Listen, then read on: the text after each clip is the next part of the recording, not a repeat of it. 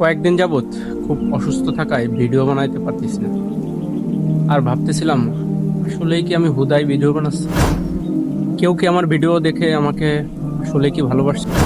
কিংবা আমি যদি কোনো গুনাহের কথা বলি সেটা কি কেউ আমার কথা শুনে ছেড়ে দিয়েছে? কিংবা যদি আমি কোনো আমলের কথা বলি সে আমল কি কেউ করেছে? আমি কি কেউ উপকারে আসতে পারছি? এই কথাগুলো ভাবতেছিলাম। তো আলহামদুলিল্লাহ কয়েকজন ভাই আমাকে বলতেছে, ভাই ভিডিও ছাড়েন না, আপনি কি অসুস্থ? আবার আমার এরকম কিছু মানুষও আছে যারা আসলেই আমার প্রচারণা দেখে আমল করে। আমি যদি কোনো আমলের কথা বলি সেটা ওকে, একজন মানুষ যদি কেউ আমল করে আমি এতেই সার্থক। আমি একটু অসুস্থ আছি, মানে প্রচন্ড গরম হঠাৎ করে পড়ছিল তো, যার কারণে গরম লাগছে। এখন কিছুটা হইলেও সুস্থ, পরিপূর্ণভাবে সুস্থ এখনো হয়নি। সবার কাছে দোয়া চাই, দোয়া করবেন।